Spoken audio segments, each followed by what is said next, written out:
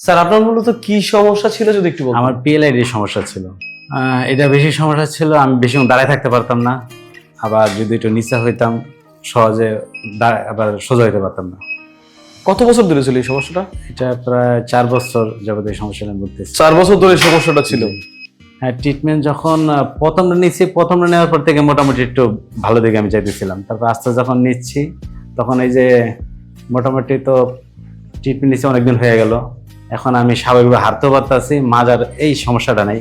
Sir কি প্রথম যেদিন স্যার কাছে আসছিলেন বা বারবার যখন স্যারের সাথে দেখা করলেন, স্যার কি আপনার কাছ থেকে কোনো ভিজিটিং ফি নিয়েছে? না না না, বা প্রথম দিন যেদিন আপনি স্যারকে দেখাইতেছেন সেদিন কি স্যার কি আপনাকে কোনো টেস্ট দিয়েছে, এই টেস্ট সেই টেস্ট? না না, কোনো টেস্ট দেয়নি। এইখানকার যে চিকিৎসা খরচটা আপনাকে বলা হয়েছে, সেই খরচটা কি আপনার কাছে কেমন মনে হয়েছে, বা যে খরচটা আপনি করেছেন এটা অনেক বেশি নাকি সাধারণ মানুষের আয়ত্তের না মধ্যে? না, এর খবর মানে এরা খরচটা রিজনেবল, মানে আমাদের আয়ত্তের ভিতরেই আছে। স্যার আসসালামু আলাইকুম। ওয়ালাইকুম আসসালাম। স্যার আপনার নামটা যদি একটু বলতেন। আমার নাম আব্দুল কাদের। আপনার বয়সটা স্যার? আমার বয়স হলো 42। আপনি পেশায় কি করেন? আমি হলাম কর্মজীবী। কর্মজীবী। স্যার আপনার মূলত কি সমস্যা ছিল যদি একটু বলতেন? আমার পিএলআইডির সমস্যা ছিল। পিএলআইডি মানে কোমর ব্যথা। জি, কোমর থেকে পায়ে পর্যন্ত সমস্যা ছিল। এই সমস্যার জন্য স্বাভাবিক জীবনে আপনি কি কি করতে পারতেন না? এটা বেশি সমস্যা ছিল, আমি বেশিক্ষণ দাঁড়ায় থাকতে পারতাম না। আবার যদি একটু নিচা হইতাম সহজে আবার সোজা হইতে পারতাম না।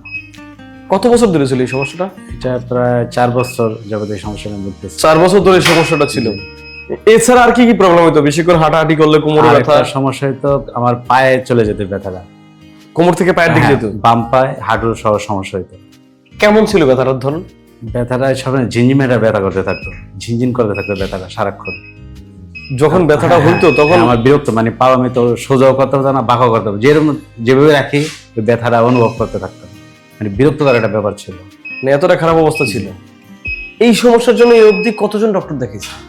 এটার জন্য বেশ ভালোই অনেকজন ডাক্তার দেখাইছি আমি। আনুমানিক কতজন? 3-4 জন ডাক্তার দেখাইছি আমি। তো সেই ডক্টররা কি বলেছিল? ওরা যে মেডিসিন দিয়েছে, আমি ট্রিটমেন্ট নিয়েছি, নেওয়ার পরে দেখা যায় কিছুদিন ভালোই ছিলাম, থাকার পরে আবার পুনরায় আগের মতো করে সেই সমস্যাগুলো ফিরে আসে। এই যে যখন সমস্যাগুলো ফিরে আসতো ওষুধ খাওয়ার পরে, তখন নিজের কাছে কেমন লাগতো যে আমি কি কোনোদিন সুস্থ হবো না বা ভালো হবো না? হ্যাঁ, এটা তার বিরক্ত লাগতে, মানে বিভিন্ন ডাক্তার দেখানোর পরে মানে পুনরায় আমি ভালো হইতেছিলাম না, নিজের প্রতি একটু বিরক্ত লাগতেছিল। আর যেহেতু আমি চাকরি করি, আমি চাকরিটা আমার খুব সমস্যা করতেছিল। মানে সময় মতো দেখা যায় আমি যাইতে পারতাম না, যাইলো যেভাবে আমার কাজটা করা দরকার আমি করতে পারতাম না সমস্যার জন্য। এটা আমাদের জন্য সমস্যা। আপনি জানি কোথা থেকে এসেছিলেন বলেন? এটা হচ্ছে আমি কল্যাণপুর। কল্যাণপুর থেকে আসছেন? গ্রামের বাড়ি কি কল্যাণপুরেই? না না, আমার গ্রামের বাড়ি হলো ভোলা, বরিশাল ভোলা। ও আচ্ছা আচ্ছা। স্যার এই যে এখানে চিকিৎসা নিলেন বা আমাদের এই পরবর্তীতে এখানের সন্ধান পেলেন কি করে? এটা আমি সমস্যা সন্ধান পাইছি হলো আমার অফিসে, আমি যেখানে চাকরি করি আমার বসের মাধ্যমে। উনি জানতো যে আমার এই সমস্যা না, আমি অনেক জায়গায় ভুগতেছি। উনি দেখে একদিন বলে যে এই জায়গায় যাই রো কি অবস্থা।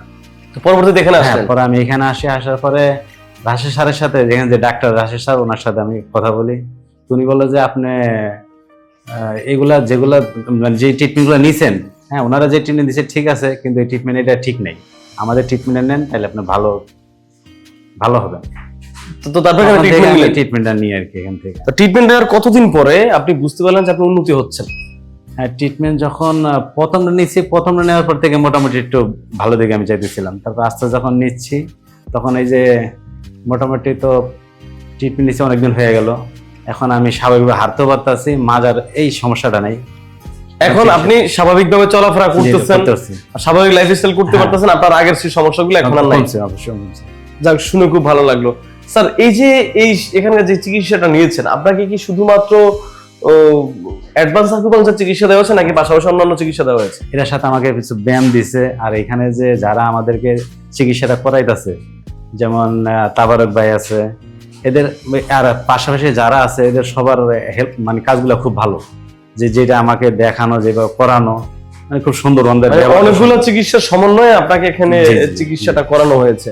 স্যার এই যে এখানে যে চিকিৎসাটা নিলেন, স্যার কি প্রথম যেদিন স্যার কাছে আসছিলেন বা বারবার যখন স্যারের সাথে দেখা করলেন, স্যার কি আপনার কাছ থেকে কোনো ভিজিটিং ফি নিয়েছে? না না, বা প্রথম দিন যেদিন আপনি স্যারকে দেখাইতেছেন সেদিন কি স্যার কি আপনাকে কোনো টেস্ট দিয়েছে, এই টেস্ট সেই টেস্ট? না না, কোনো টেস্ট দেয়নি। কোনো টেস্টও দেওয়া হয় না? আমি আগে টেস্ট করছি, ওই টেস্টে স্যারে দেখছি। ওই টেস্টই স্যার দিয়েছে, অতিরিক্ত কোনো টেস্ট দেওয়া হয় না?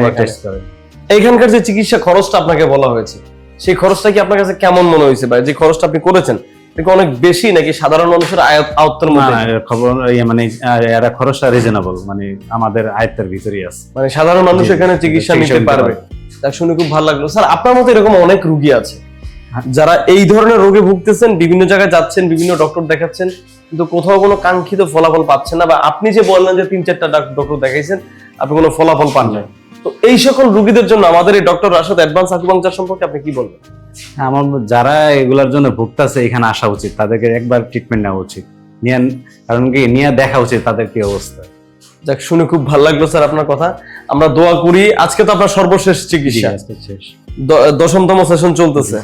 দেখ, আমরা দোয়া করি স্যার আপনি সারা জীবন এইভাবে সুস্থ থাকেন, ভালো থাকেন, হাসি খুশি থাকেন, আপনি আপনার কর্মজীবনে ব্যস্ত থাকেন, এবং অবশ্যই আমাদের এখানকার প্রত্যেকটা স্টাফের জন্য দোয়া করবেন, আমাদের ডক্টর রাশেদ অ্যাডভান্স আকুপাঙ্কচারের জন্য দোয়া করবেন, আমাদের স্যারের জন্য দোয়া করবেন। জি, আল্লাহ হাফেজ স্যার, আল্লাহ আসসালামু হাফেজ। আলাইকুম।